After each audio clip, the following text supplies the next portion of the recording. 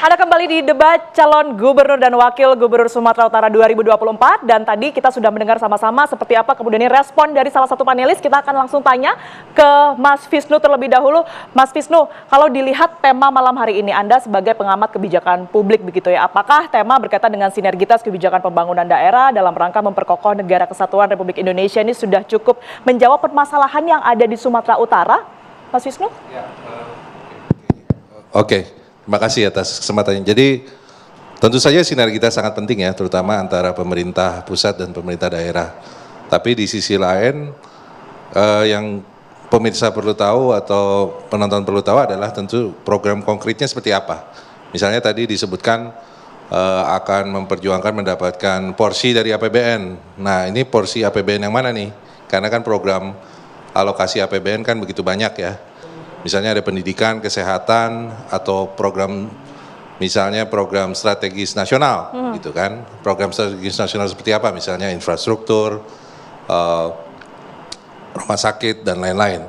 Nah itu saya rasa yang mungkin perlu lebih konkret disampaikan ke masyarakat, karena masyarakat ingin hal-hal yang real dan konkret gitu dalam sebuah program gitu. Jadi sinergitas dalam konteks seperti itu saya rasa itu yang sangat penting, karena kan pemerintah pusat melalui kementeriannya tentu saja punya sumber daya, misalnya Kementerian Kesehatan, Kementerian Pendidikan, tentu saja pemerintah daerah juga punya sumber daya, jangan sampai nantinya overlapping, karena ini yang sering terjadi di lapangan ya, overlapping antar kebijakan dan akhirnya yang terjadi adalah banyaknya inefisiensi. Nah ini tentu saja ini kan menjadi sumber masalah yang baru ya, karena kita seperti kita ketahui bahwa Indonesia kan ekonominya terkenal tidak efisiensi, makanya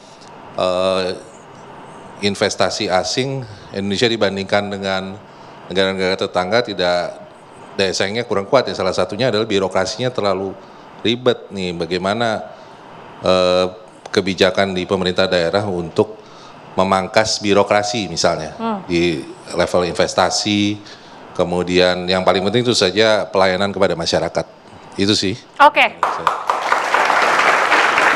Itu dia, sudah kita tangkap bagaimana catatan-catatan dari para panelis kita. Sekarang saya minta mungkin dari masing-masing paslon, mungkin tadi jika sudah saya awali langsung ke Bang Bone. Bang Bone, tadi ada beberapa catatan langsung. Bang Bane, ada beberapa catatan tentunya dari panelis. Salah satunya tentang optimalisasi APBN, sinergitas juga. Ini apa program konkret yang bisa ditawarkan? Mungkin bisa dijawab dalam kurun waktu sekitar 2 menit saja ya, supaya kita efektif, silakan. Iya, ini ada banyak sebenarnya program konkretnya dari Pak Edi Rahmayadi di bidang pendidikan misalnya, itu jelas literasi baca. Kita tahu bahwa belum semua wilayah bisa melek dengan huruf bahkan di seluruh di provinsi, tapi ini menjadi program unggulan Pak Edi bahwa pendidikan itu akan merata sampai ke tingkat desa, penambahan jumlah SMK dan SMA karena itu memang wilayah wilayah untuk pemerintah provinsi, dan tentu dana alokasi jelas itu kan ada yang namanya dana alokasi baik itu BOS, BOP dan segala macamnya, itu tinggal semua bagaimana block grant yang ada dari APBN gitu ada. Dan kita tahu bahkan misalnya tahun 2024 alokasi lumayan besar sebenarnya ke Sumatera Utara, tapi nampaknya eksekusinya yang kurang oke. Misalnya soal dana bagi hasil untuk 2024 di Sumatera Utara itu ada sekitar 2 triliun, tapi sampai tanggal 12 November per hari ini itu terrealisasi hanya sebatas 59% atau sekitar 1,2 triliun. Itu artinya eksekusinya di pemerintah yang sekarang ya, PJ-nya ya. Jadi kalau misalnya PJ-nya fokus pada penggunaan anggaran, membangun Sumatera Utara, tidak kata kawan-kawan tidak fokus menjadi tim sukses misalnya, itu mungkin akan penggunaannya bisa lebih optimal realisasinya. Nyatanya kan masih tersisa sekitar hampir 1 triliun nih dana bagi hasil yang harusnya bisa dioptimalkan untuk di Sumatera Utara. Lalu kalau misalnya di bidang kesehatan, jelas Pak Edi Rahmayadi mengatakan kita sadar bahwa Sumatera Utara tenaga kesehatan masih kurang banget. Dokter spesialis itu masih di bawah yang distandarkan oleh WHO, 1 dokter spesialis untuk 1.000 jumlah penduduk harusnya, tapi di Sumatera Utara masih sekitar 0,7%. Jadi ini diakali dengan dokter spesialis yang namanya dokter spesialis terbang. Jadi kalau memang dibutuhkan, let's say di Asahan, asal usulnya Pak Surya, itu masih banyak daerah yang remote area, mungkin butuh dokter spesialis, nanti akan diterbangkan oleh Pak Edi ke sana. Jadi itu solusi yang saya kira juga bagian dari solusi-solusi yang cerdas, karena kita kalau misalnya memaksakan per hari ini pun tidak ada dokter spesialis yang cukup untuk di sana. Jadi ada terobosan-terobosan baru. Lalu hal lain misalnya untuk bicara soal pemerataan pembangunan. Provinsi Sumatera Utara itu 33 kabupaten kota. Kami berdua ini, saya dan Bang Sugiat Santoso ini dari dapil yang sama, 10 kabupaten kota. Kalau kita jalan di 10 kabupaten kota itu pasti empot-empotan, bos. Capeknya minta ampun.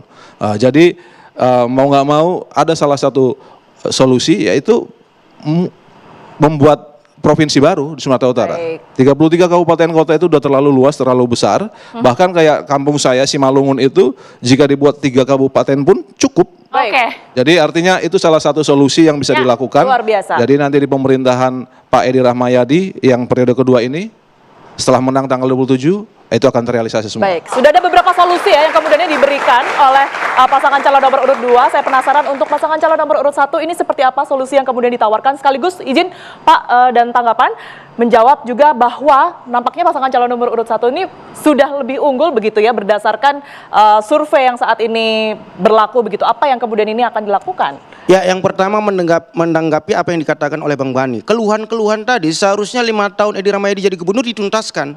Bukan sekarang dijanjikan lagi untuk pencalonan beliau. Kan beliau sudah dikasih kesempatan 5 tahun jadi gubernur. Keluhan tentang dokter spesialis tidak ada, keluhan tentang pembangunan pendidikan yang tadi masih persoalan gedung sekolah dan lain sebagainya. Seharusnya 5 tahun sudah tuntas, tidak dikeluhkan lagi oleh Bang Bani. Nah, itu yang pertama. Yang kedua, saya ingin juga mengkritisi tadi dikatakan bahwa misalnya dikatakan secara otomatis kalau gubernur itu adalah perwakilan pusat yang kuenya akan dibagi rata. Enggak, itu enggak boleh dibohongi rakyat Sumatera seperti itu. Kenapa misalnya Aceh, Sumatera Barat, atau Riau itu bisa maju? Karena kemampuan kepala daerahnya melobi anggaran di pusat. Misalnya terkait dengan untuk diapakan. Kalau abang baca alokasi APBD ya, Sumatera Utara jelas lebih besar daripada provinsi apapun di Pulau Sumatera. Ya itu lagi salah satu Iya, kritik. tapi Kenapa artinya kita mau bicara. Sebentar Bang, saya Enggak. tidak Oke, pernah memotong. silakan. Silakan, Bang Sugi. Untuk apa APBN itu dibawa banyak-banyak ke Sumatera Utara seperti yang dilakukan oleh kepala daerah lain? Pertama misalnya terkait dengan pembangunan infrastruktur. Bandingkan jalan di Aceh, jalan di Sumatera Barat, jalan di Riau. Itu kan kadang-kadang kita jadi ejekan Sumatera Utara. Kalau sudah masuk Sumatera Utara itu jalannya berlubang, goyang-goyang dan nggak bisa istirahat dengan tenang ketika di mobil.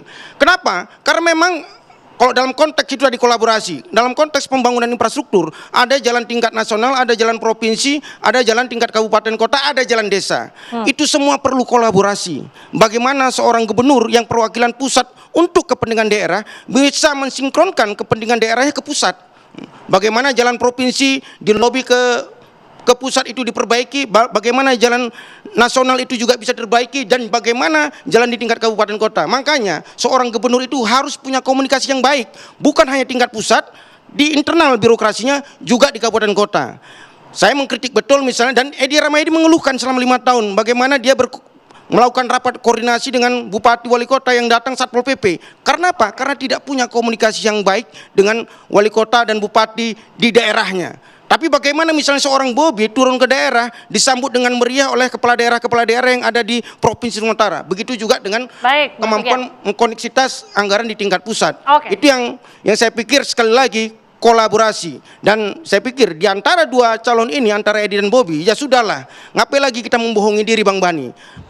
Ya Bobi lah yang bisa. Boleh ditanggapi sedikit? Sudah mulai pegang mic ini. Bukan. Bang Bani, silakan Bang Bani. Satu lagi tambahan untuk panelis tadi saya lupa. Mengomentar Bang. ya terkait dengan salah asuhan tadi. Tidak Bang, kita tidak salah asuhan. Gerindra pernah mendukung Edi Rahmayadi. Gerindra juga pernah mendukung Bobi. Ketika dihadapkan pada dua pilihan untuk Pilgub 2024, Gerindra harus mengukur, menghitung, mengevaluasi di mana di antara kedua putra terbaik ini yang bisa mengeksekusi itu. Ya kami memutuskan banyak sekali ukuran-ukuran kegagalan misalnya dalam konteks tata kelola birokrasi seperti yang dikatakan oleh panelis tadi. Bang, saya kasih data bagaimana pengelolaan anggaran di Provinsi Sumatera Utara. Misalnya proyek 2,7 triliun. Korbannya siapa? Kadis PU yang sangat dipuji-puji oleh Edi Rahmayadi pada saat itu. Padahal kami Gerindra sudah sangat mengkritik di DPR Sumut dan tidak menandatangani proyek 2,7 triliun karena pasti akan berpotensi hukum. Baik, Korbannya Bang. adalah Kadis PU. Misalnya lagi sekarang Bang. sedang diperiksa pembangunan kepariwisataan yang berpotensi yang saya katakan tadi menjunjung kearifan lokal. Kadis pariwisata sedang diperiksa dan sudah ada tersangkanya. Misalnya lagi Kalau itu sih bukan Oke, boleh Bentar, Bang. ditanggapi sedikit. Pembangunan kesehatan, Kadis Ya. kesehatan masuk penjara. Baik, kita nanti akan Ada dalami 3 Pak Sugiat. direktur Kita akan beri BND. kesempatan untuk dalami lagi ya. Sekarang bergantian terlebih dahulu. Enggak. Kalau Ada 3 direktur BND. kalau itu bukan korban Baik. namanya. Silakan, Bang Bukan- Bane. Kalau itu bukan korban namanya, itu beda ya, korban dikorbankan dan penegakan hukum. Kalau siapapun yang melakukan pelanggaran pasti dilakukan penegakan hukum. Artinya dia tidak menghalang-halangi, dia tidak juga membela bukan. orang Edi yang melakukan Rahmayadi pelanggaran gagal sebagai hukum. pemimpin untuk Bos, Kita beri kesempatan kalau dulu, Pak misalnya Boni. gini, Sabar. tadi kita sepakat untuk tidak saling potong. Boleh bergantian ya Oke? Bang ya. Kalau misalnya bicara lagi soal gini, tadi yang soal salah asuh.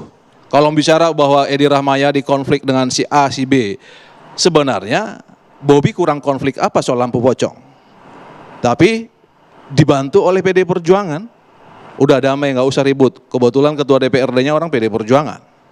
Artinya kami tidak mau itu menjadi sebuah hal yang akan membuat kacau. Kemudian kalau bicara ini karakter kepemimpinan, kalaupun terminologi salah asuh dari tadi dari Pak Andika, pengamat kita mengatakan seperti itu, saya nggak mau mengamini itu, tapi kira-kira begini. Kalau anak Medan itu ada lagunya, hancur demi kawan, ido angguau katanya. Hancur demi kawan aku rela, setia kawan itu adalah karakter anak Medan. Oke. Tadi kalau misalnya PDI Perjuangan yang sudah memberikan karpet merah buat Bobi jadi wali kota, memilih wakilnya, lalu ketika bermasalah berkonflik dengan DPRD dibantu lagi oleh PD Perjuangan, lalu ditinggalkan begitu saja. Artinya apa? Kolaborasi itu cuma cakap-cakap aja itu. Inilah poin Intinya itu. karakternya tidak bisa dikatakan karakter yang setia kawan. Jadi nanti tinggal siap-siap aja Bang Sugiat ditinggalkan. Apalagi udah 3 kali pindah partai nih bos. Dari PD Perjuangan lalu ke Golkar, tiba-tiba lagi sekarang Gerindra. Ini Pak Wisnu pasti sepakat dengan Oke. saya. Itu Nggak, karakter pendekatan- kepemimpinan itu sebentar, penting. Pendekatan kami nggak baper seperti Di itu. segmen Bukan baper. selanjutnya, Ini- Pak Sugiat ya. Ini Kita bukan akan lanjutkan. ini karakter kepemimpinan, Bos. Baik. Bapak-bapak boleh Menurut jangan terlebih saya. dahulu. Kita akan lanjutkan. Panas ya. Ini makin lama nampaknya makin panas ya. Belum debat ya padahal ya. Kita akan lanjutkan sesaat lagi, kami akan kembali pemirsa untuk Anda.